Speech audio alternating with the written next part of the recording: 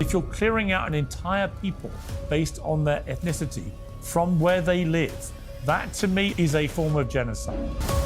The Israelis, including the highest levels of the Israeli government, they just speak out of both sides of their mouth the whole time. And so it's like, which argument are we even taking on? The disgusting situation that we are now left with, the fact that people like the two of you will continue to put out this false information to perpetuate this conflict. I didn't think anyone could be more disingenuous than the UK ambassador. I gotta say, Natasha, you've got right up there. You've crossed that little bar, haven't you? If the United States pulled its aid and suspended its arms sales, Israel's war on Hamas would end very quickly. That's one of the reasons why debates matter. A collapse in public support is usually a big part of how wars come to an end. American voters used to be steadfast in their support for Israel, but that support is now fading quickly. There's a growing consensus that Israel's war in Gaza is, to quote former Israeli Prime Minister Ehud Barak, indiscriminate, unrestrained, brutal and criminal. The UK, France and Canada, all allies of Israel, now say it's intolerable, unacceptable and wholly disproportionate. Debate has moved a long way beyond Israel's right to defend itself and is increasingly centred on whether it's committing war crimes and whether the United States should wield its influence and power to make it stop. And in the court of public opinion, this is as much about morality and humanity as it is about legal expertise. Well, my next two guests have been hugely influential advocates for either side. Dave Smith is a libertarian commentator, a comedian, and the host of the Part of the Problem podcast. Natasha Hausdorff is a barrister, international lawyer, and a passionate supporter of Israel. Let's welcome you both to Uncensored. Dave Smith, I finally lost it, really, with any attempt to try and defend what Israel was doing, having been a pretty steadfast defender of its right to defend itself from what happened on October the 7th. But when you launch a blockade for 3 months at an already utterly tormented civilian population who are already struggling to eat, and you can see from the scenes that we've seen in the last 48 hours that they are starving people prepared to risk death to get their hands on meagre amounts of food. When a government like Israel does that, at the same time as it's simultaneously bombarding those people night after night after night, albeit with the crucial caveat they always put in that they are targeting Hamas solely and that everything around Hamas is collateral damage. But to me, this reached a point where it became clearly disproportionate. And that's a view that clearly the UK has reached, the French have reached, many people in America have reached. You certainly haven't come to that thought process in the last few months. You've been saying that for a long time. The question I have for you, what happens though now? We are where we are. Netanyahu and his government are in charge. Nobody seems to be stopping them. What happens? Well, that is a good question, and I don't know for sure what the answer is. By the way, it's been great to watch your evolution on this topic, Piers. It's good that you joined us. Later is better than never. Yeah, to clarify, I would say this: I don't want to I was in the Middle East last week by chance. A lot of people come up to me going, "Thank you for switching sides," and I said, "I haven't switched sides. I've always tried to be a fair-minded, impartial journalist doing the job a journalist should do, which is challenging everybody." I think I've had more guests on from both sides, actually, and held more debates than any other show in the world of this kind. So, I do think it's important. I don't want to be seen as taking a side. What I feel now, though, I think it's an important clarification, but what I think is important now is that this has gone too far. And I can see that very clearly. Yes. Okay. So I didn't mean to box you into a side, just making the point that you have come to the conclusion that what Israel's doing is indefensible. And I thought it was fascinating and shocking watching you grill the Israeli ambassador, who simply cannot tell you or even ballpark how many kids they have killed in this whole thing. Yeah, look, I mean, I think what Israel, to your broader question of where does this all end up going, there's almost two kind of simultaneous wars in a sense that are going on. There's the actual, control of power, in which case Israel's done phenomenally well over the last couple years. I mean, Israel still has the support of the most powerful governments in the world, damn near unconditionally, if not purely unconditionally. They've been very successful in terms of taking out Hezbollah leaders.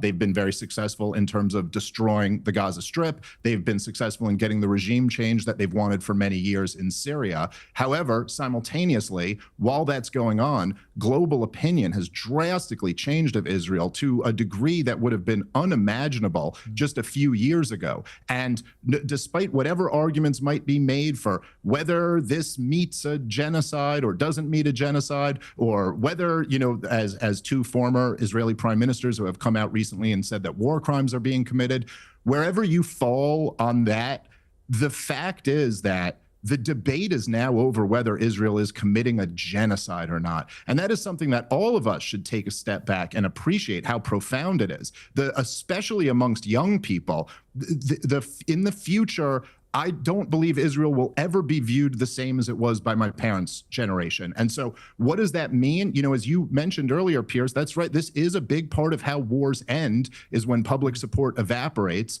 We will see where all of this goes, but it is a very dangerous situation. And it is certainly profound to the degree that it has changed the impression of Israel on the global stage. Yeah. Natasha, I mean, look, if I was an Israeli, a regular Israeli, I would be pretty concerned that people like me have come to the place we've come to in this debate. I've been harangued by pro-Palestinians for a long time for being too supportive of Israel's right to defend itself. Harangued, abused, mocked, threatened, all of the things that come with that in a war. But I just felt I couldn't do anything else but speak out. When you launch a 3-month blockade against a people already suffering in the way that these Palestinians have been suffering. And I'm not talking about Hamas, I'm talking about the innocent civilians in Gaza. It's a population of 2 million, with half of them under 18. More than 20,000 children have been killed, even if the UK ambassador has no idea what that number is, but knows exactly how many Hamas terrorists have been killed, oddly. I would just be concerned, if I was an average Israeli, that people that supported us after the horrors of October the 7th are now beginning to go against, certainly in my case, the Israeli government, not the people of Israel, not Jewish people. They will always have my support. But this Israeli government is out of control. We saw and heard from the words of Smodrich last week, the finance minister, a very clear mission statement to clear out all the Palestinians from Gaza. That is a form of genocide, whatever. You're a lawyer. You'll probably tell me it doesn't meet the exact legal criteria of the word genocide. But if you're clearing out an entire people based on their ethnicity from where they live, that to me, and most people around the world who don't have a horse in this race, is a form of genocide. What do you say to that? Well, Piers, I'm particularly glad of the opportunity to come on, not before time, and address so much of this misinformation, which seems to be at the core, not just of your shift, but what is a marked shift in the public discussion of this topic. And it is, of course, because of the abuse, the haranguing, the mockery, and the threats and the intimidation that so many people are falling into the easy line. Well, that's not why I've changed my mind. Well, I don't give a damn about who threatens me or how they threaten me or how they mock and abuse me. Listen, I was getting all that long before this war, so I get it on pretty much any debate I ever had. That's fine. I'm a big boy. So please don't misconstrue anything that I have done in terms of a pivot in the way I view this with anything to do with being threatened into it, bullied into it, or cajoled into it, because that would be ridiculous. Because you've been clear that this is because of the change in the narrative around this. And I hope I'll have the opportunity, and you'll allow me the opportunity to address some of this false information. And there is a great deal of it. It starts with this notion that Israel imposed an entire blockade on aid, which is being put forward without the context of the fact that in the hostage release deal, which preceded it immediately, there were over 25,000 trucks of aid that were facilitated into the Gaza Strip by Israel. The estimates that I have seen is that that should have been a stockpile of between 5 to 6 months of food and humanitarian assistance. Some estimates are in the region of 8 months. Where did that aid go? That is the question I would expect reasonable people without an agenda here to be asking. Where did that aid go if all of these claims of starvation are to be taken seriously? The reality here is that there is no Israeli-imposed starvation on the Gaza Strip, that there has been facilitated over the course of But this that war. is simply not true. I'm sorry. Well- No, hang on. If you've ever felt like you're being watched online, it's unfortunately because you are. Hundreds of companies, so-called data brokers, watch and record everything you do on the internet. Even if you're using incognito mode or private tabs, they can still access every purchase you make, every search you type, and much more. Your data can be sold to advertisers, government agencies, or insurance companies who could use it to charge you more. You could stand by and accept all of this, or you could reclaim your privacy, as I have done for many years with ExpressVPN. The app redirects 100% of your online traffic through secure servers. No data brokers and no third parties can see what you do. ExpressVPN also hides your IP address, without which there is no way of tracking you and no point invading your privacy in the first place. A new feature called ID Defender is free to all US customers. ID Defender scours the internet to remove your information from the files of data brokers. This is the #1 rated VPN by experts at CNET, PC World, and The Verge. And right now, you can get an extra 4 months of ExpressVPN for free. To scan the QR code that we're showing on the screen, or go to expressvpn.com/peers to get 4 extra months for free. That's expressvpn.com/peers. Now, on with the show. When the Israeli government, let me phrase that correctly, when the Israeli government ordered 3 months ago a blockade of food and aid going into Gaza, Yes. that is a deliberate state-sponsored form of starving a populace. No, it is not, because it That's was exactly done... what happened. That's why they look like they're starving. That's why they're risking death Piers, you've asked me to on get here. to scrabbling bits of food. Forgive me, you've asked me on here to answer these questions. I can challenge you. And I just explained that blockade, which was imposed in order to prevent Hamas continuing to fuel its war machine by selling additional aid, that it was diverting, and we'll come on to the way that diversion is going to be prevented in the future, I hope.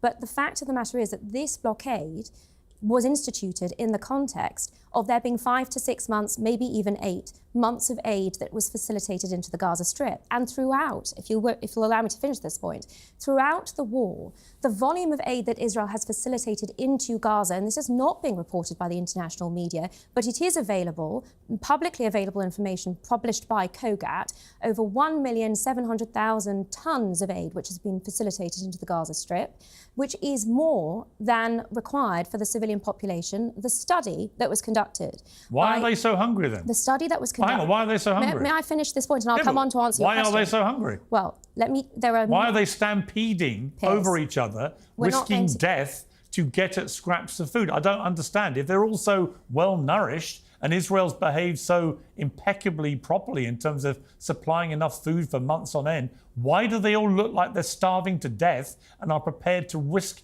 actually dying to get at food? What you are basing your assessment on, I'm afraid, it's what I'm seeing with my own eyes. which is Hamas propaganda, which you must accept as the No, only it's thing... actually footage. I'm watching news footage of thousands of people fighting with each other to get at food. Some of whom ended up dying, some of whom ended up being shot. The IDF says it wasn't them and it was Hamas. We don't know who did it because, as you know, the Israeli government has banned all international journalists from being anywhere near this to verify what is actually happening. Piers Morgan, you're not allowing me to answer a single question. I am. And then when you say something that I don't agree with, I'm challenging you. I'm sure I'm going to say a lot that you don't agree with, because unfortunately your assessment is being based on misinformation, like these false reports we've had today of Israel shooting 31 Palestinians attempting to get to food. That was run, and Ambassador Mike Huckabee has criticised this resoundingly in a statement just now. That was run in the context of the Associated Press, CNN, many media outlets. And it was entirely false, because it is, as has been the case previously. Well, hang on. The Israeli government says it was entirely false. What we have had... Sorry, just to correct you. It's not just the Israeli government. Sorry to jump in again. No, it's also the Gaza Humanitarian Israel Foundation. has done one of its own reports, because journalists aren't allowed to verify this independently. So Israel investigates itself and has decided it did nothing wrong. I'm not referring to Israel's investigation. Hang on. What we do know is that a number of doctors and hospital spokesmen and charity spokesmen have all said that there were many people killed and many more people wounded, taken to hospitals, and they saw the bodies and they saw the wounded. So somebody was killing and wounding a lot of Palestinians. We have the drone footage. You say it was Hamas. Hamas say it was the IDF. We, the international media, cannot verify this because Israel doesn't allow us in to do our job. That's not why this reporting has been conducted on such a false basis. It's because nothing coming out of the Gaza Strip is able to be reported without Hamas control. And you, as part of the international media, Piers, will know this.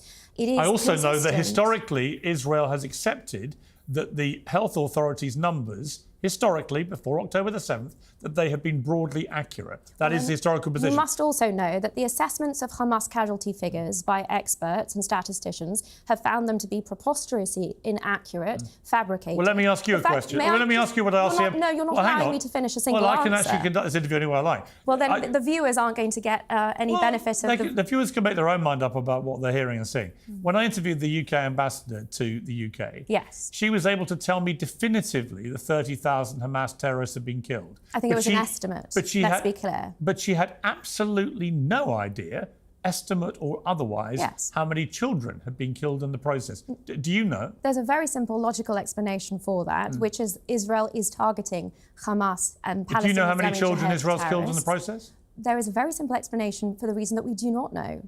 Because you only count the terrorists who killed, not the children? Would you like to hear the explanation? Well, I just ask you, just to be clear, are you saying that the IDF only counts the bodies of terrorists it kills, not innocent children? Well, the IDF has not been, and this is a shift now, as you would have heard from Jonathan Conricus, has not been in control of any significant part of Gaza to be able to conduct that analysis. So how does it know how many terrorists it's killing? Because it is striking them with clear intelligence and targeting those strikes deliberately. So it counts the bodies of the terrorists, but not the children it kills in the process. It counts. I'm sorry, this is perfectly logical. It's actually not logical at all. It counts. To anyone watching this, they're thinking, what on earth are these Israelis saying? First the ambassador, now you. What you're saying is that you only count the terrorists that are killed. You don't count the children that are killed in the process of killing the terrorists. Perhaps to which it begs the question, no, I can provide you with some additional analysis. Why? If you'll allow me to answer the question, I'll provide you with some additional analysis, which is in relation to the casualty ratios that have been projected. How do you know the ratios? I'll explain. The casualty ratio throughout the first period of the war, phase 1, was generally put at between 1 to 1 and 1.5 to 1. I'll explain. Since then, in phase 2, because of a very different type of fighting that we're now seeing, there are some estimates that it may have gone up to 2 to 1. How do you know? Very simply, that Israel has been able to establish... How do you know if you're not counting? May I answer the question? Well, you're not counting the civilians you're killing, so how do you know the ratio? Well, if you're not going to allow me to answer the question... You talk about logic. Let me go to... I want to bring Dave... I don't know. You've just asked me the question. I've let you speak for a long time. Dave is... You haven't, Piers. Well, I have, and I'll let you speak again. We've got plenty of time here. I'm sorry, but... There's not much... No, I'm sorry, but it's my show. I'm going to go to Dave. Dave, I'm told I'm lacking logic here. Is there anything logical about what we're hearing about how they apparently know the exact ratio of terrorists they're killing to civilians, but they don't know how many civilians they're killing? How do you know the ratio? Piers, it's just too ridiculous. And as you know, Piers, and look, I know that you've been, I think, very, as you said before, I don't want to put you on either side of this debate, because I think actually people who are hardcore on either side of this debate probably see you as someone on the other side. Yeah, they all hate me. The extremists all hate me. That's fine. No, not all. I didn't mean to say they all hate you. A lot of us like you, Piers. They actually do. The ones who are to the extremities on both sides, they all hate me. So that's fine. Tax day has passed, but for millions of Americans, that's where the trouble begins. The IRS is now ramping up enforcement for those who missed the April deadline or still owe back taxes. Well, today's sponsor, Tax Network USA, can still help. If your books are a mess, if you're self-employed, or if you're a business owner, Tax Network USA specializes in cleaning up financial chaos and getting you back on track quickly. They say the IRS is applying enforcement pressure at levels they've never seen before. But even after the deadline, it's not too late to take control. The consultation is completely free. Acting now could stop penalties, threatening letters, and surprise levies before they escalate. Call 1-800-958-1000 or visit tnusa.com/peers. That's tnusa.com/peers. Let Tax Network USA make the next move, not the IRS. But I think one of the things that any honest observer has noticed since the very beginning of this conflict is that the Israelis, including the highest levels of the Israeli government, they just speak out of both sides of their mouth the whole time. And so it's like, which argument are we even taking on? I mean, they'll sit here and say from the very beginning that the goal is just to get the hostages back and to defeat Hamas, while their finance minister is openly talking about how the goal is to cleanse the entire strip. He's not even hiding it. He says it. Yes. He literally says it in front of the world. Yes. And we see them now putting this into plans into action to do this. So how are we to judge this? They'll sit here and say that they've taken painstaking efforts to make sure that they limit the number of civilians that are killed, while also saying they have no idea how many civilians are being killed, and they don't count the number because that's not who they're targeting. You'll sit here and say we're only targeting Hamas, or that we're only intentionally targeting Hamas, and at the same time think about the argument they're even making as Smotrich is out bragging about how not one grain of wheat will get into Gaza for this 3-month period that you're referring to. But they'll say, hey, look, they have stockpiles of aid that had gone in there previously. It's like, okay, Piers, so then logically, can't we deduce you're not starving Hamas? They've got plenty of food. Then who is the additional blockade supposed to impact? It's the civilian population. And so, listen, I'm sorry, this is just anybody with just common sense and a basic understanding of logic could tell you that none of these defenses make any sense. And instead, I think it's reasonable for us to say that we're going to judge the Israeli government, and I like that you were precise about that. We're talking about the government of a foreign country, not people who believe in Judaism across the world, and not even necessarily the people of that country. But when I'm judging the Israeli government, I'm sorry, I'm going to judge them based off what their actions are, and I'm going to judge them based off what their motives are when they admit the truth. Yeah. And so you could sit here and say, oh, we're doing everything we can to prevent the number of children dying, and then brag about the ratio, but at the same time tell me you don't even know the number of children who are dying. The bottom line here, and this is why global opinion is turning against Israel, is the level of human suffering that is being inflicted by Israel on the people of Gaza is evil. It is pure freaking evil, and it doesn't need to be done this way. And if you think you can get away with this with a decentralized media and with smartphones and with 4K high def images and with the ability through social media today for people to communicate in a non-controlled environment, good freaking luck, man. This is going to end up so bad for everyone. It's already ended up so bad for the poor people of Gaza. But I just can't. I'm truly stunned, Piers, and I'm sure you are too. I am stunned by the lack of rational self-preservation on the part of the Israelis. Like, read the room here. You are turning the entire world against you, and I do not understand why they would choose to do this. Yeah, I mean, look, Natasha, I was editor of the Daily Mirror 20 years ago when we launched a long campaign to stop this country, the UK, going to war in Iraq, which I thought was an illegal invasion of a sovereign country. And it may be very unpopular with the then Labour government, led by Tony Blair, because we were the Labour-supporting newspaper. My point being, my argument then was not with the people of the United Kingdom. My argument was with the government of the United Kingdom making a decision which I felt was illegal and wrong, probably constituted war crimes, and it turned out to be a complete unmitigated disaster that led to 20 more years of mayhem in the Middle East, including the rise of ISIS and all the hell that they brought with them. So this, just to be clear again, I do not have an argument with Jewish people or with Israelis. I totally understand why after October the 7th, so many people in Israel felt so vulnerable, felt so angry, felt so distressed, so heartbroken by the devastating loss. 250 odd people kidnapped and taken hostage, including babies and Holocaust survivors. Over 1,200 people murdered, 7,000 wounded by 3,000 terrorists breaking over a border to attack anyone they got their hands on. I don't need reminding of what happened that day. That is why I defended Israel's right to defend itself so staunchly. But I cannot defend what is happening now. What is happening now is militarily inexplicable to most people I've spoken to in the military. I have a lot in my family Nobody understands what Israel's goal is here, other than flattening Gaza and kicking Israel's off. been clear about Hang on. its As war aims. Smodrich has said, it is to take over and clear out Gaza of all the Palestinians. That is genocide, isn't it? Unless, I mean, you're a lawyer. No, you tell me. Israel's war aims have been clear from the outset, which is the destruction of Hamas. They haven't and done the that. return of the hostages. Well, because the war's not over yet. You haven't And done either of those things. Will you All allow- you're doing is killing more and more Will you allow me civilians, to get into and you've been words? starving them. Well, but who's you? Forgive me.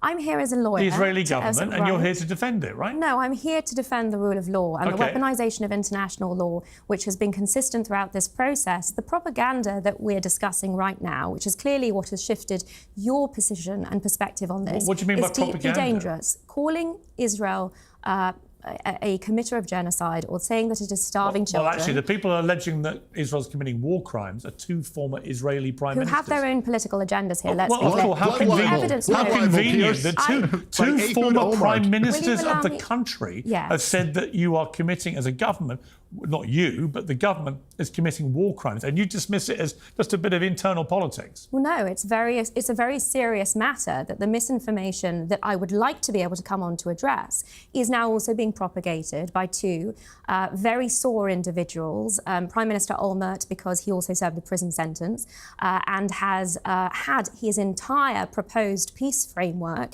that of essentially creating a Palestinian state in East Jerusalem and the West Bank, turned upside down by the realisation, and he hasn't had, unfortunately, the temerity after the 7th of October to recognise the risk that he would have put Israel to in light of the Hamas takeover. And when you see, as we of the saw, Gaza and when Strip. you But see, Natasha, I was answering the previous question. okay, Piers, but and let me this just isn't- on the this point isn't productive. on the point of legality. Actually, it's very productive. On the point of legality, only last week the Israeli government announced new settlements, 22 settlements. Well, no, can we pause Well, hang on, on hang Gaza on, first? hang on. Yes. On the West Bank, 22 settlements, which Yes. the international community views as illegal. They announced 22 new settlements. As a lawyer, given your adherence to the point of law, presumably you would condemn that. Well, this is exactly why we need to be clear about how international law applies and why the notion of these so-called illegal settlements is a misnomer. You don't think they are? It's not a legal term, it's a political term, and it is part and parcel of a misapplication of international law to the status of the territory. These blood libels, occupation, ethnic cleansing, Wow, so you colonialism, think the settlements are not apartheid, illegal? and genocide are all part and parcel of the propaganda, which I would like to be able to come on to, because all of the evidence goes in completely the opposite direction. In terms of Israel's compliance with the laws of armed conflict and its in the amount of steps that Israel takes, unprecedented in the history of armed conflict, and military Actually, commanders that's just will a load tell of you, bullshit. I'm sorry, it just is. which other army It just sends is. Which warnings other as to- war in recent times have you had half the population is under 18 and you've killed 20,000 kids in Those figures 20 are months? Hamas figures that you are Well, constantly give me an example of where this morality has been played out elsewhere. I was explaining earlier that the Hamas figures are inflated, that there are internal How inconsistencies. convenient for you. You don't know what the figures are, so how do you know? That because there have been independent How studies. do you know by how many figures are statisticians. inflated or otherwise? You don't know how many have been Because killed. we know Hamas lies. It is an internationally prescribed terrorist organisation. Some might think And the you're fact- lying the because fact you that- say on one hand, I don't know how many children have been killed, but on the other hand, and that's a blood libel if you say we've killed any of them, but on the other hand... That's not on what I said, no. But on the other hand, you know all about the ratios and you know how humane Would you like the to Israeli understand forces why? are being, but you don't know how many they're killing. Because even on Hamas figures, which we know to be false, which do not make distinctions You between don't know civilians they're and false. We do, because there How has do you been- know they're false? You because- don't know how many have been killed. Because Hamas has even itself revised those figures down and acknowledged that they are false. And the UN is still touting. So how many false children has figures on Israel that. killed?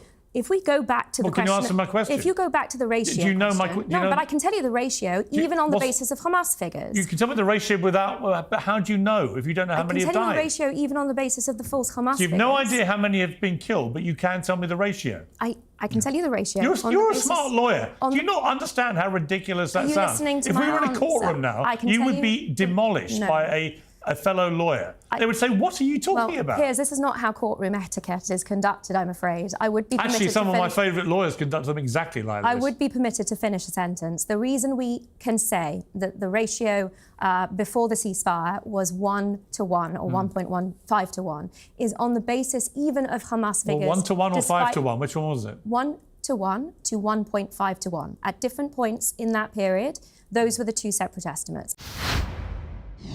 Studies show that strength training burns more fat than cardio alone and is critical for maintaining muscle mass and bone density as we age. Jacked Up Fitness has the perfect tool.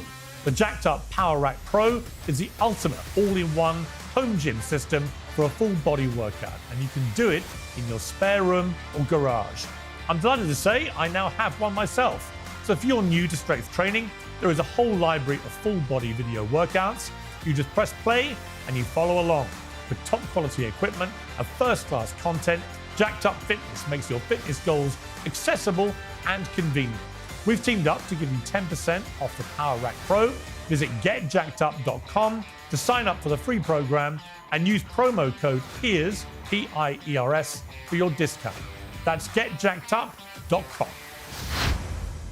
And that is on But the to basis know that, of you'd have Hamas. to know how many innocent people that is you've on the killed as basis well. of the false Hamas figures. So the reality is that the expectation would be the ratio is You in don't fact believe lower that. than So that. what is the number? The reality is that the expectation would be the numbers are even less than that. That, in any event, is unprecedented in the history of urban armed conflict. So it puts the lie to all of these accusations that we have been hearing. And the reason, let me finish this sentence, if you will.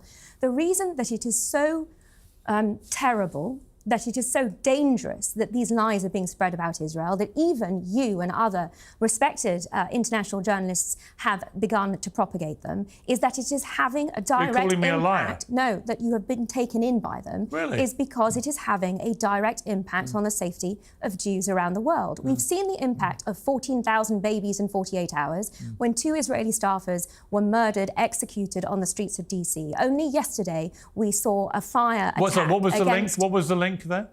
Are you saying the that fact the person? that 2 days after are you Tom saying the person Fletcher- that perpetrated that appalling murder was actually even aware of the story you're talking about? You're Well, drawing a direct link. The Chicagoan that committed that murder shouted "Free Palestine," and this is for Gaza. You mentioned something about 48,000 Two babies. days after that full story went around the world. It was a full story because the idiot that came out with it should have known better. I didn't promote that in any way at all, other than to say. But you he are was an promoting idiot. false allegations of starvation and targeting No, civilians. I'm promoting the fact that Israel's government launched a 3-month blockade, which has led without to the context people of starving. 25,000 tons of All right. trucks of Let me aid bring having Dave. been provided before that. Dave. Facts without all right. context are misleading. All right, Dave, we're a bunch of deluded clowns who are being misled. Israel's government is telling the whole truth here. Everyone else is lying or being taken in by lies.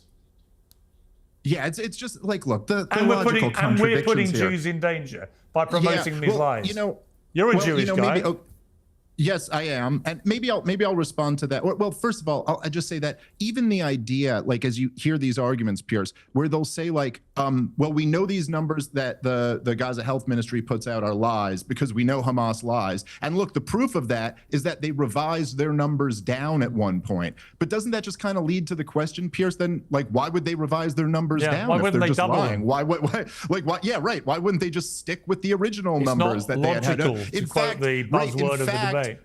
It's what always happens with the pro-Israel people is like they use what is a point on my side as a point on their side. And by the like, way, I wouldn't trust Hamas as far as I could bloody Yes, I'm throw not. them, As right? I've- They're a as bunch I've of said, despicable Piers- death cult murderers, right? Just to be crystal clear. As I I've- wouldn't trust yes, them as as far I've as I been could throw them. saying- And yet, historically, their figures through this health authority in this conflict going back decades have turned out to be reasonably accurate. I know that Correct. because Piers, Israel and you know- has accepted them over the years. And Piers, as you know, because I've been coming on your show for a long time now, you know, I've always said the same thing too. I also have. don't really trust the Gaza Health Ministry. I'm just making the point that them revising the numbers down would be a point of evidence that they're being honest, not a point of evidence that you can't trust them. But look, I will just say this, okay? And Piers, again, because I've been coming on your show, I've done a lot of these debates, you know, over the last year and a half or so. I would never, like, if you remember, there was this example of the guy in Florida who is being charged with attempted murder right now because he shot 2 people who he thought were Palestinians. Turned out they weren't. He was wrong. But I would never use that as an example in one of these debates and say, aha, pro-Israel person, you're responsible for that. Right. I'm a free market libertarian, free market capitalist guy. There was a Bernie Sanders fan who shot up a congressional baseball game several years back. I would never use that in an argument and say, you're responsible for that, because it's the cheapest, lamest form of argument. You are not responsible if you're telling the truth for as you see it, for some crazy person person committing a horrific act of violence. By the way, we're talking about ongoing innocent people being killed for over 20 months at this point now. So like, that's what the whole conversation is about. But the idea that any of us are responsible. Look, here's the bottom line, Piers. I understand Natasha wants to sit here and say, the reason you've changed your mind is because you've fallen for the propaganda. You've fallen for the lies. The reason why everyone is so outraged is because they're falling for these propaganda. The truth is that the reason why Piers and so many people around the world are turning on what the Israeli government is doing is because it's just so freaking horrible. Because we're seeing images every day of children suffering through an ungodly fate. We all sit there and think, my God, if those were our kids. It's a pure reaction to witnessing evil. And you got to sit here and spin the fact that this is all propaganda or it's all lies. I mean, look, I admire you being a lawyer and trying to defend your client. I guess that's what lawyers got to do, no matter how guilty your client is. Piers, if I'm ever charged with murder, get this lady to represent me. So that's who I want on my team. But the bottom line is that two former Israeli prime ministers are not falling for propaganda. And you know what, it's Dave? Just that you know at what? this point, one of them, they can't deny it. Right, and one of them, Ehud Olmert, he said to me that he thinks Netanyahu, A, should have resigned by now, but B, will be in The Hague one day being held accountable for these war crimes. And I mean, I guess my question for you, Natasha, you're a lawyer. Would you be prepared to defend him if Netanyahu appeared at The Hague? We're talking about the International Criminal Court. Would you be prepared to defend him? No, well, let me be clear about the context, because this is important. We're talking about the International Criminal Court, which has no jurisdiction in this matter because Israel is not a party to the ICC and Palestine is not a state.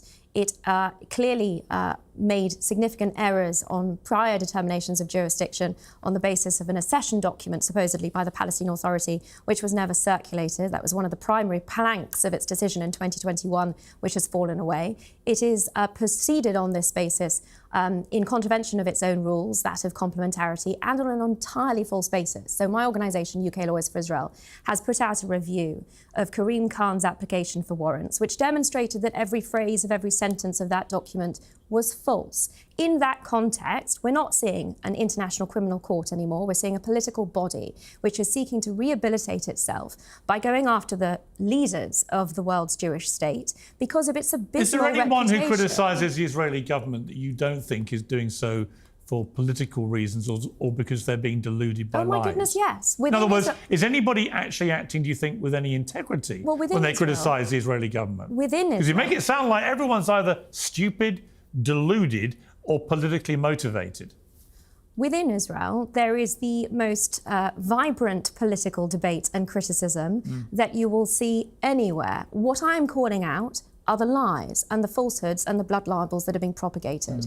And those I was told by the ambassador interested- to UK it was a blood libel for me to suggest that Israel had killed children in this No, war. I don't believe that was the case. I There think it was. was to do with targeting children. No. And there is a difference. Right. Because we are hearing that Israel is targeting children, and that couldn't be further from Well, the fact, last week, because 9 out of 10 children in one home where 2 doctors you know- reside were killed in an airstrike. Well, Was that what isn't was it that? remarkable? Well, what was that? That has been based only on the basis of hearsay. You don't and believe that secondhand story? Information. I want these stories. Wait a minute. You don't believe Yes. that those children were killed? I have seen conflicting accounts, and I want that story to be properly investigated Wow. before the international media Wow. runs with it. I have You a think question. those 2 parents, one of whom I think operated on one of the children, I have a question. you think that those 2 doctors, the parents, they just made it up? Why are that those 9 of children their there? 10 children had been blown to pieces Yes. by an Israeli airstrike? If this is true, You don't believe it? well, why on earth was artificially generated imagery used to promote this story when it first happened? I've got to say, We've seen Natasha, time I and think time what you've again- just said about that Piers family Morgan, we've seen is despicable. We've seen time I'm and time sorry, again. Yeah, is it's that a- is that a despicable. blood What is libel? truly As somebody, you talk despicable- about blood libel, like Dave said, you talk about blood libel,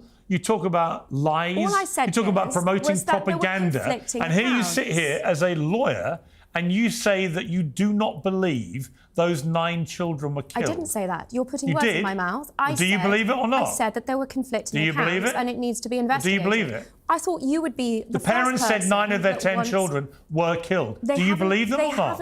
Or did those 2 doctors make it up? They haven't said that directly as far as I have seen. I have seen second-hand accounts and hearsay. But it's important to ask, why are these civilians still there? Why is it that Actually, no, it's important to ask whether you believe that family have lost 9 of their 10 children. I want to know why the international community... Do you? You don't. And this goes to the point that I would say about Israel generally now, in this war now. Israel says they don't believe anything. Everything, Hamas, every story that comes out about the deaths of civilians in Gaza, because there is someone will pop up representing the Israeli government saying, it's propaganda, it's not true, I've heard it's not right, I've heard it didn't happen. And the reason you can get away with it, frankly, is because you won't allow, the Israeli government won't allow, I don't want to keep putting you in the government, but you defend them. The Israeli government refuses to allow international journalists to get in there and do their job and verify whether any of these things are actually happening. I have been when there. You say they didn't happen. I can help you with why. I've been there in September and seen a great deal of the Hamas terror infrastructure with my own eyes, including the fact that when we were in Rafah, every second building was being used Did you see any dead by children? Hamas. No, and this is the important factor. Why do you think that? Our movements... Is that because there aren't any, or because you were being given a sanitised little tour, which didn't involve seeing the bodies of dead children? We were very restricted because of the nature of the battlefield in What right does the IDF have to restrict journalists doing their job? In every other war I've ever been involved in, including sending my Daily Mirror journalists to cover the Iraq war in Baghdad, where they rang me at midnight to ask if they should leave or stay in a hotel, the Baghdad Hilton, I think it was called, before shock and awe arrived.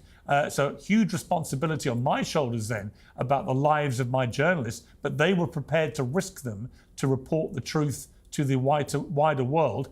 Israel has decided no journalists from outside can go in. For 3 reasons. And make that assessment themselves. Yes. What right does Israel have to do that? For 3 reasons. Will you allow me to finish? Well, there are no reasons.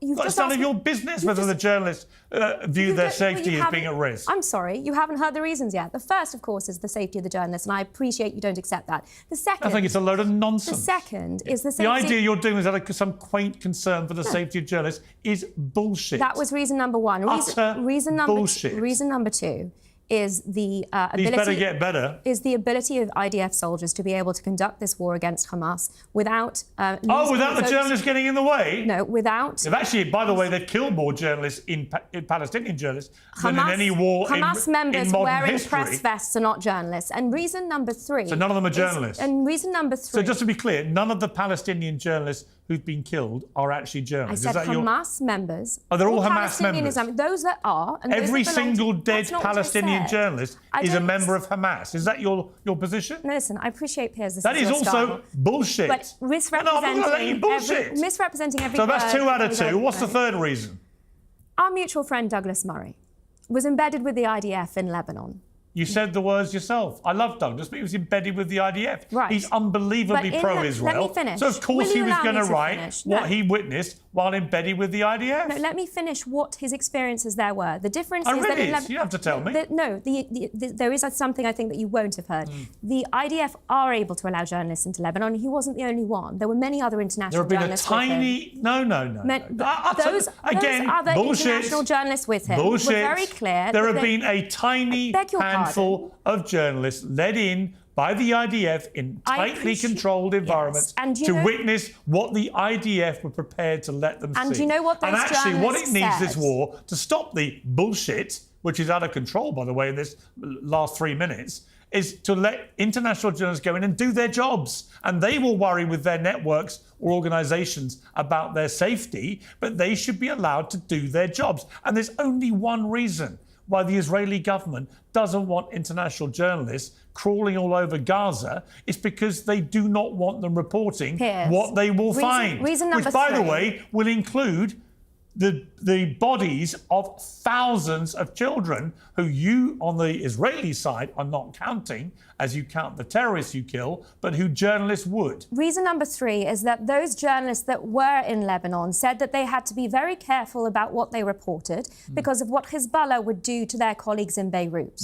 The fact that international journalists have sunk to this level, that they would allow their reportage to be controlled by terrorist organisations, Iranian proxies, Hamas and Hezbollah, umbrella included, is despicable. That is the real issue here that has driven Actually, the it's not. international The real community. issue Of course is it is. this is terrorist organisations' propaganda. Actually, it's not. Let me bring up. David. Let me and bring the fact David. that you will not allow me to answer a single question You know what? here You've made will all be your perfectly points, and they evident to all, your I'm viewers. afraid, I Natasha, haven't. I certainly turned out haven't to be made all my bullshit. points. So let me bring in Dave. Dave, look, I don't like to keep saying the word bullshit, but when you hear a lot of bullshit, you have to call it for what it is, bullshit. And the truth is, particularly on the journalist front, there is a very simple way that all this fog of war confusion could be resolved, and that is to let the journalists in. And there's a very simple reason why they're not. They don't want the journalists to report to the world what is actually going on. Otherwise, they'd let them in. Yeah. I mean, listen, I understand, Natasha, that you're upset that Piers isn't letting you finish your thought, but the idea that the number one reason you gave is that what Israel just values the sanctity of life so much that they're so worried about these journalists, it's just so ridiculous. Actually, it doesn't pass the basic smell test. It's offensive to think that level, you talk about propaganda being spread. That is just pure propaganda. It is obvious. It is obviously the reason Israel Who's going to be doesn't blamed? Sorry, Natasha just said, who will be blamed for the journalist deaths? A recognition that yet more journalists would be killed, because I think it's well over 100 Palestinians who you think are all Hamas members. But you know what? It's not your job to worry about the safety of international journalists. They've all been to many, many war zones. That's whether it's extremely Clarissa Ward at CNN, Jeremy Bowen at BBC. I know a lot of these people myself. You let the journalists do their job, and you do yours. Yeah, by the way, and the IDF can do theirs.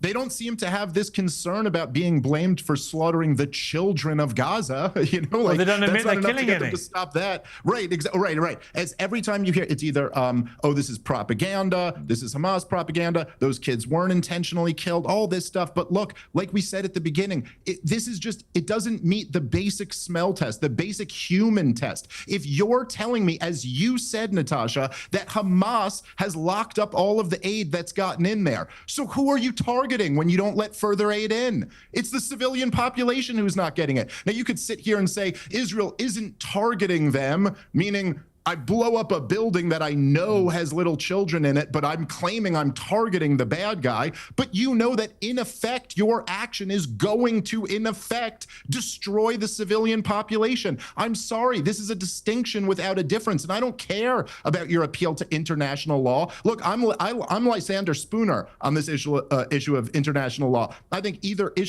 international law allows what Israel is doing to Gaza, or it's been powerless to stop it. So either way, it has not been effective enough. By the way, it does seem like it's the latter, not the former, seeing as how there is, criminal warrants out for Netanyahu for committing war crimes. But regardless of that, the bottom line here is that Israel is doing this to the civilian population of Gaza, and nobody who's being honest doesn't believe that the only reason Israel won't let journalists in there is because they don't want the world to see what they're doing to these people. Period. That's the reason, and everybody, including you, knows it. The problem here is that you're not allowed to tell the truth. You're Israel's lawyer, and you got to defend them no matter what. Natasha, does Israel have nuclear weapons? Sorry, I'm an independent Does Israel have nuclear weapons? The English bar. Yes or no? That's a good question. I'm not instructed. Yes or no? I'm yes not or no, Natasha? Do they have Does nuclear Israel weapons? have nuclear weapons, Natasha?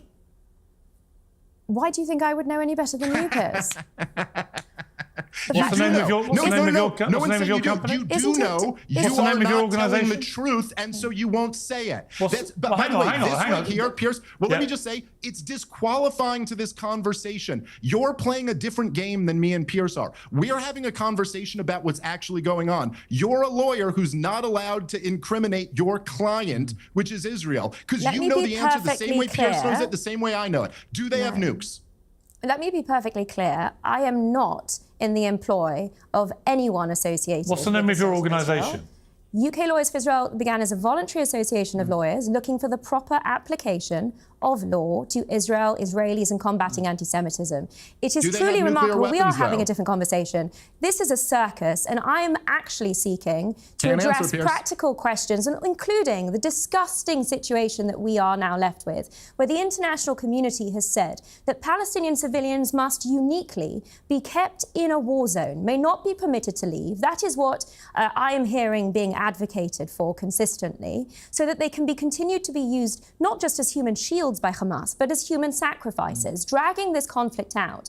The tragedy of this misinformation and this propaganda is not just that Jews are being gunned down and burned in the street. It is also that Palestinian civilians are continuing to suffer as a result of this war, but also of Hamas suppression, repression, torture, and the stealing of aid, which has been well documented. The fact that people like the two of you will continue to put out this false information, to perpetuate this conflict, to perpetuate Palestinian suffering, is truly disgusting. What have I said that's false?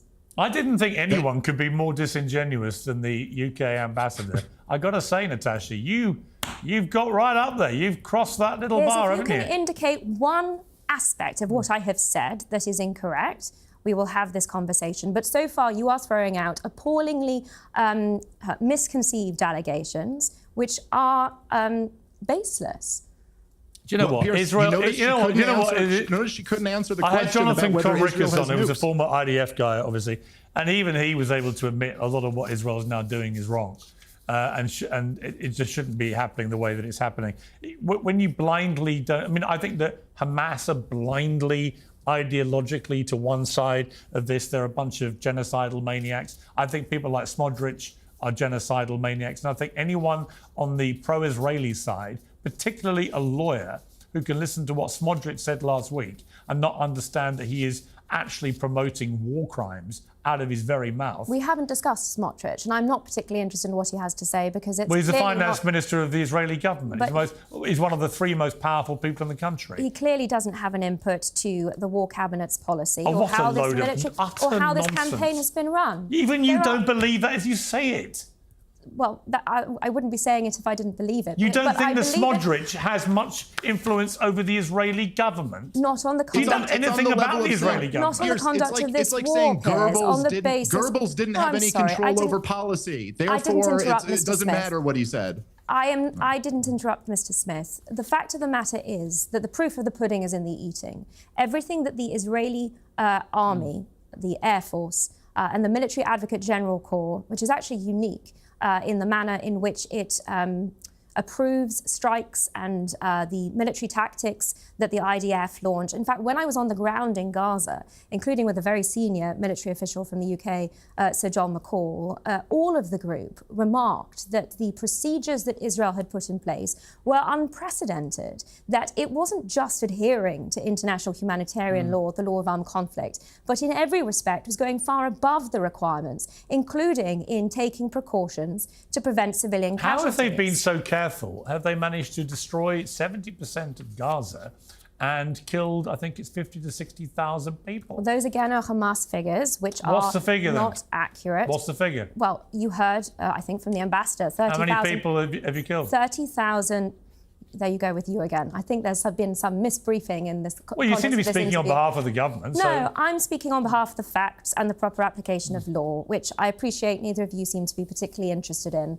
But I will maintain my interest, in particular, the fact that these casualty figures by Hamas do not take account of how these people have said to have died. We know Hamas are shooting their own civilians. That false report of Palestinian civilians at aid centres being targeted by Israel, that was in fact Hamas shooting them. You don't know that. We have the drone footage. You don't know that. And we have You actually don't know who killed them. We have consistent accounts. The investigation is still going on, but of course it's an Israeli investigation, which will doubtless exonerate the Israeli forces. We also know that Palestinian civilians are killed by indiscriminate missiles. Palestinian Islamic Jihad and Hamas rockets, when they fall short in the Gaza Strip, they don't fall with a proportionality analysis. They don't fall precisely in the way that Israeli strikes are conducted with warnings before. If you're doing everything so magnificently by the book, why is it that so many allies of Israel are now queuing up, and former prime ministers of Israel are queuing up to condemn it? Are they all utterly deluded? No, there are two particular reasons for this.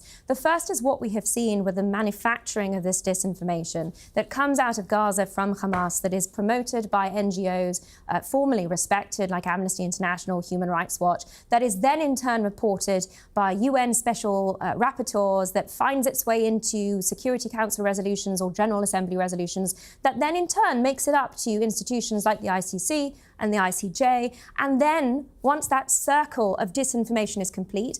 These matters are often re-reported by the NGOs that started this disinformation cycle in the first place. That's reason number one. Reason number two is because of the mode in which the international media have conducted their reporting of this conflict. We have the Al-Ali hospital as a prime example on the 17th of October 2023. Immediately it was reported that this was an Israeli airstrike. That was false, Piers. Just like the reports of Israel targeting Palestinian civilians trying to get aid were false. I urge you to use a little bit of logic here to assess what on earth Israel's objective could be, targeting civilians or hitting hospitals like this willy-nilly, which it does not do without good reason because Hamas has used them as command and control centers, and when it provides warnings to enable civilians to evacuate. Why on earth would Israel be targeting Palestinian civilians when it has been seeking from the get-go to evacuate them, to provide humanitarian corridors, which it has defended, even though Hamas has fired onto these civilians as they seek to flee areas where Hamas has embedded its terror infrastructure in these civilian areas, in mosques, schools, hospitals, and every second house when I was in Rafah that we saw. That is the truly... How many houses did you see? That is the truly... How many houses did you see? Well, many of them were destroyed, how many unfortunately. Did you see? You said every second house. Tens, you saw yes. 10 houses. No, tens, So, plural. 10. The Well, how fact many? of the matter is... Hang on, how many? But Hamas You said are every clear. second house. Yes. So how many did you see? No, every second house. How many in houses Rafah did you go into? Doesn't matter. Because, It does matter. No, because You've made a statement. You said every second house. How many did you go into? the houses were Give no me a longer number. left there to You go know how into. many I said houses you went into? Tens. What? 10, 15, 20? Piers, you're missing the point here, I'm No, afraid. no, I know the The point is that You've Hamas- made a claim. Hamas I've simply makes asked no- you to give me a number. Numbers are not your strong point. I know that. I But beg your pardon? But I imagine you remember how many houses you went into. No, we saw destroyed houses in the Rafah area because Hamas has been using these houses as part of its terror infrastructure. How do you know? Because they make clear You just their said you went tactic. into them and you... No, you I said, never... You said, Again, you're putting words in my mouth. If you would listen, I think things would be a lot clearer. Right. Hamas have So made you it know clear... what was inside houses, even though you didn't go inside them, and they're all obliterated. Well, you know I couldn't go inside them because they were booby-trapped by So Hamas. you didn't go But what I inside them, did and they were see- all destroyed. What I did but you see- knew they were all full of Hamas stuff. What I did see How? was drone footage that goes into... drone footage, That okay. went into these houses that So demonstrated... you didn't go into the houses, you didn't see any Hamas stuff in there, but you saw drone Here's- footage can I That just- later. demonstrated Supplied to you how by the Hamas... IDF. Well, look, All right, Hamas Dave- make it very clear. You know If what, I'm won't sorry, take it's my just word all for it, flannel, isn't it? You always take Hamas's word for it. So listen to what they I certainly wouldn't take your we all- word for it. It When sounds like a lot of Yes, old right. bullshit again. Well, it's Dave. like,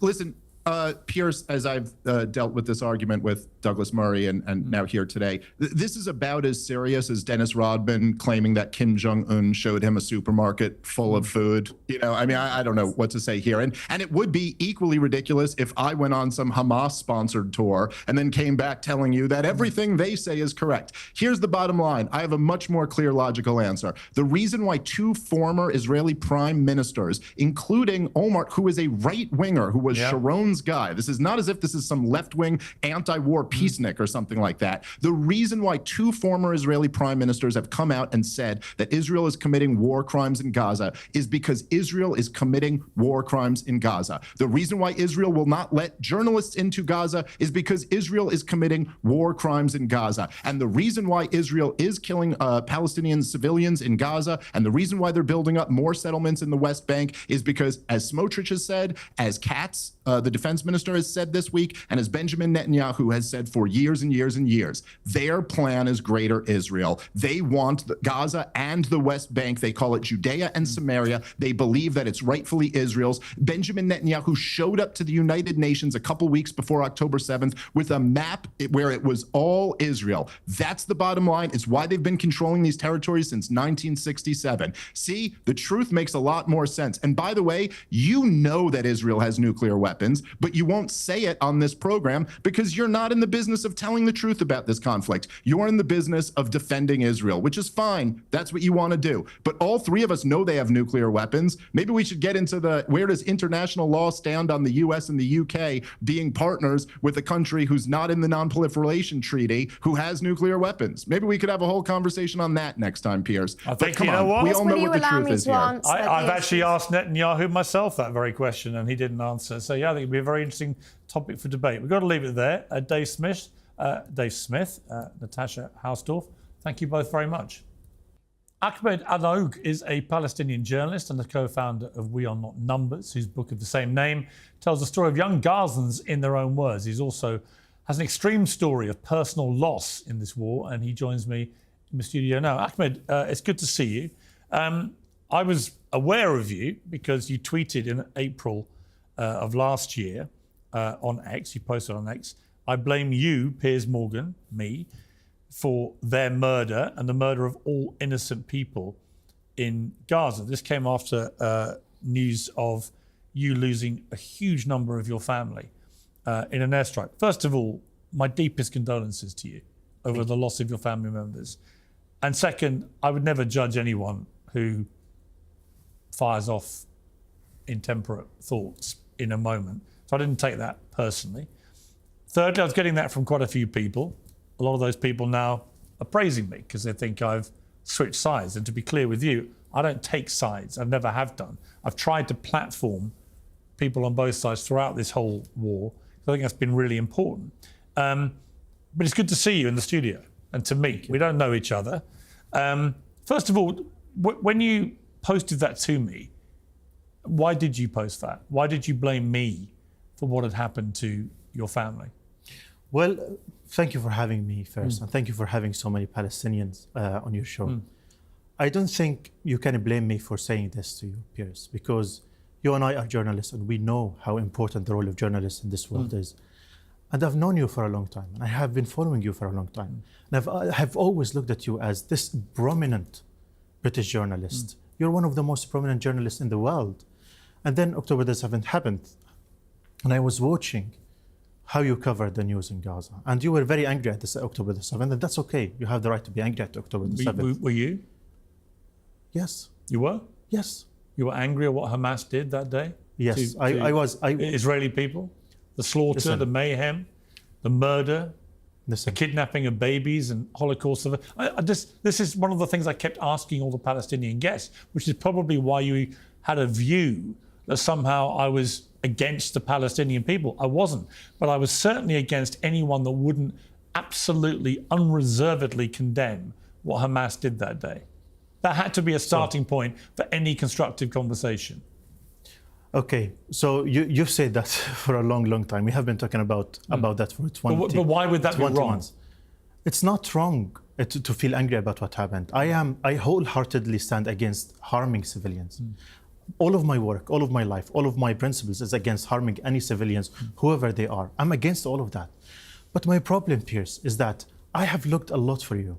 And then for the past 20 months, you have been repeating this over and over and over and over again, as if October the 7th was the beginning of everything.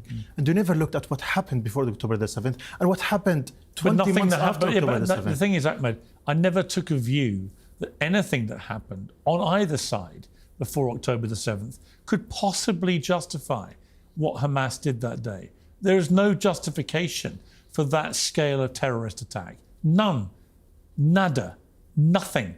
So I wasn't prepared to countenance anyone sitting on that chair or in any other location I was in, who if I said to them, do you condemn what Hamas did?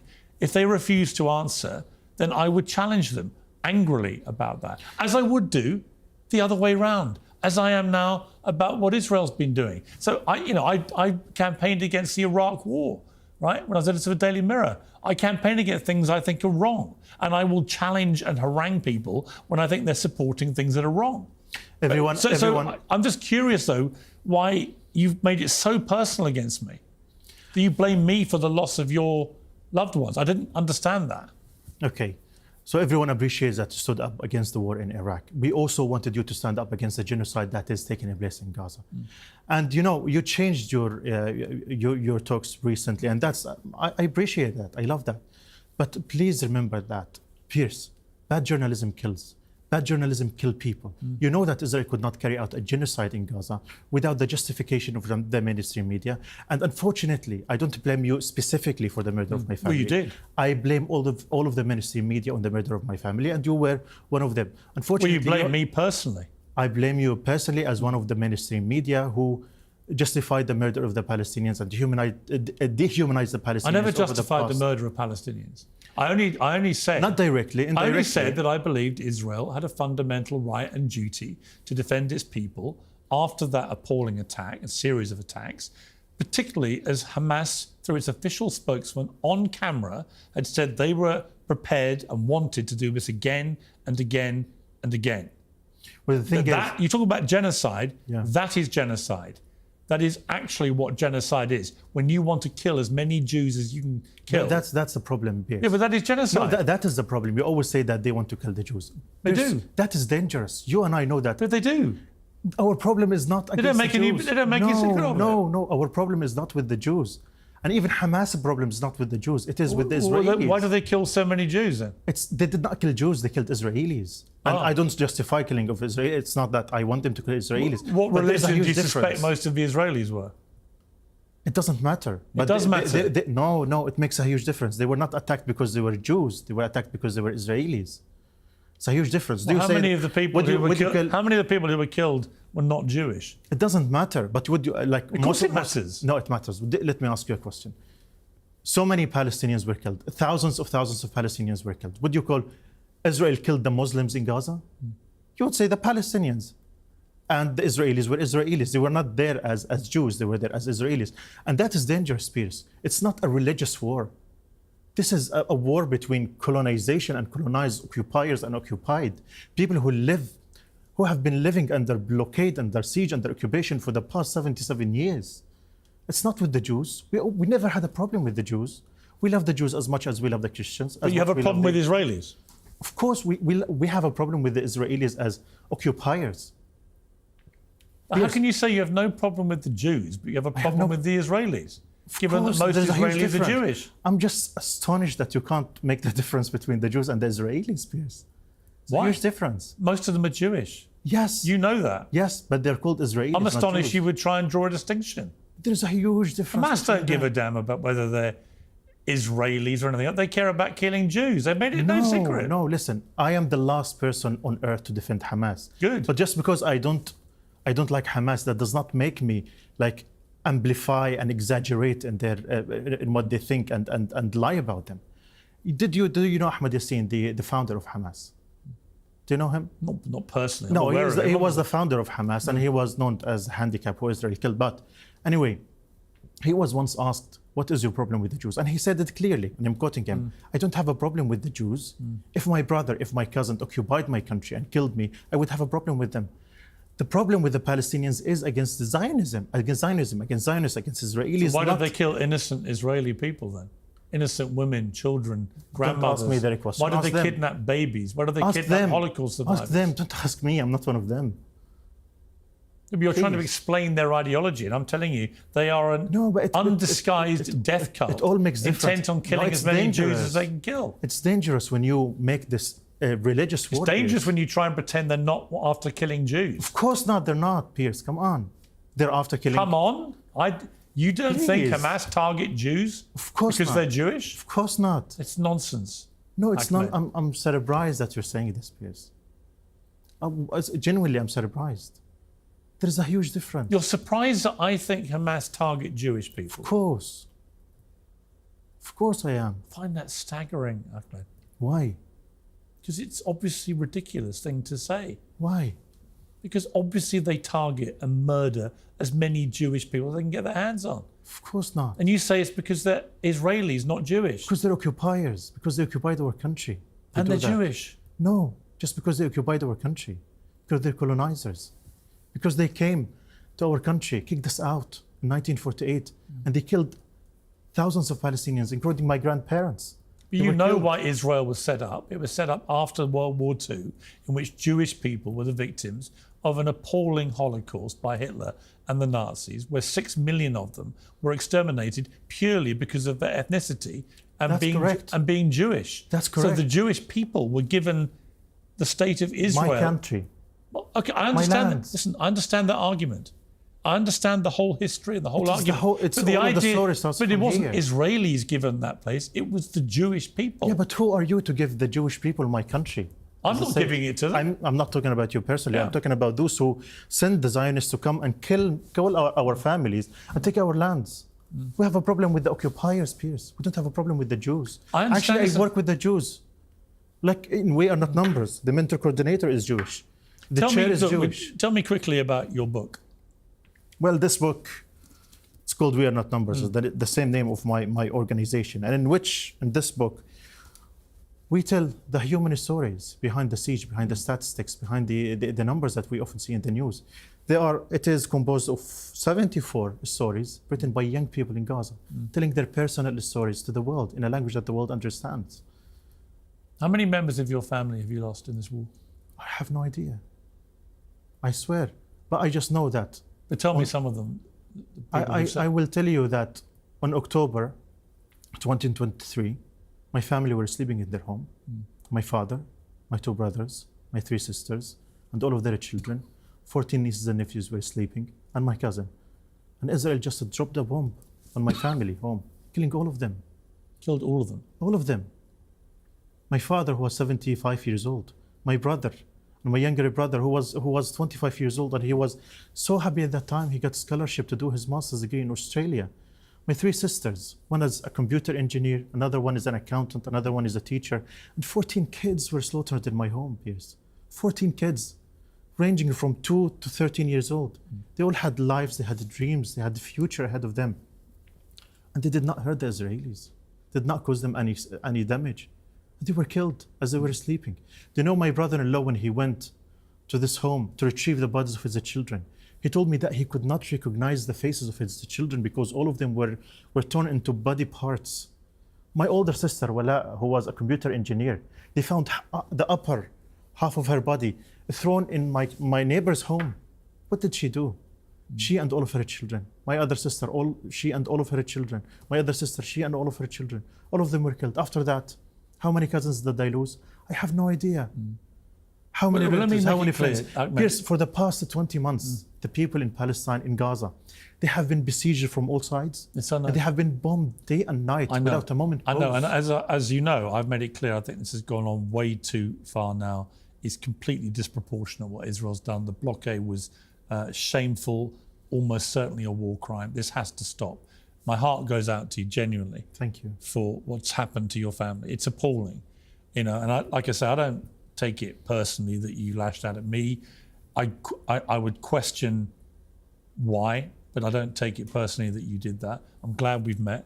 I'm very sorry about what's happened to your family. Thank you. I would ask you maybe one question, which is simply, do you blame Hamas at all for bringing the onslaught onto the people of Gaza with what they did on October the 7th? Do you not think that they knew when they did that exactly how Israel would respond? I have no idea what Hamas thought of when they did the 7th of October. I just know that Israel killed my family, and I know who killed my family. Israel. It was an F-16 that dropped a bomb on my family home, killing all my family. It was Israel who killed my mother 5 years ago. Do you know how? By not allowing her to receive a treatment for her cancer. They died. She died waiting to travel to a Palestinian hospital in the West Bank to receive a treatment, and she died. I just know that Israel starved the rest of the Palestinian people. I know whose weapons are. I know these planes, who they belong to. I know who these weapons I understand they it, belong but to. I wonder whether you just think that what Hamas did was so heinous on such a spectacular scale that the leaders of Hamas knew that Israel would have to respond with enormous force. And they did. And a lot of your family were killed in the response that came. I'm not taking a side. I'm not trying to justify it. Yes. I'm just saying Hamas would have known exactly what was going to come back when they did what they did. And I just wonder whether, as you blame a lot of people, Israel, me, others, whoever, does any part of you also blame Hamas? Piers, I don't know what Hamas thought when they did the 7th of October. But I know who killed my family.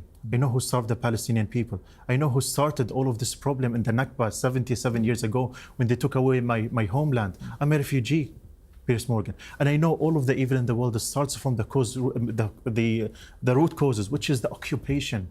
Enough, Piers. We need to live in dignity. I agree with you. To live in freedom. Listen, is it too much to ask for freedom? Ahmed, I agree with you. You should have exactly the same rights. All Palestinians should have the same human rights as Israelis, as me, as anybody else. I think there should be a two-state solution where Palestine has its own state, exactly as Israel does. I've said that from the start, and I hope we get to that place, and I hope this war and the suffering and the appalling experience that you and your family have had to endure is brought to an end, and that finally we can get to some peace in this very long-running, awful conflict. It's very good to meet you. Honestly, it is. You speak very eloquently about it, and I completely understand why you feel so passionately. I'd feel exactly the same way if it was my family. I really hope your family and the families of our listeners and viewers don't experience what I have experienced, because it is absolutely horrific, and no one should ever experience that. And I really wonder, Piers, finally, if you were a Palestinian, if you lived under occupation your entire life, if you never had a passport, if you could not travel, if there were some foreigners who came to your country, stole it, and they controlled your life, your entire life, what would you do? I wouldn't like it. Because we need help. I wouldn't like it. I don't think I would commit a terrorist attack, and I think that was an unforgivable act that day What would you do? By Hamas. I don't know the answer to that question, and it's a good question. It's an important question, and I don't know the answer. I don't think you know until you're in the shoes that the Palestinian people were in. I do know that what was going on was an oppression of the Palestinian people. I do believe it was a form of occupation. I do think it has to end, and Israel should not be able to exercise that kind of power over what happens to the Palestinian people. And the Palestinian people should have the same human rights as they do and I do. I've got to leave it there, Ahmed, but it's good to meet you. I'm glad you came in and we did this face to face. Thank you very much for Come back having me. again. Of course. Thank you. Piers Morgan Uncensored is proudly independent. The only boss around here is me. If you enjoy our show, we ask for only one simple thing. Hit subscribe on YouTube and follow Piers Morgan Uncensored on Spotify and Apple Podcasts. And in return, we will continue our mission to inform, irritate and entertain. And we'll do it all for free. Independent, uncensored media has never been more critical, and we couldn't do it without you.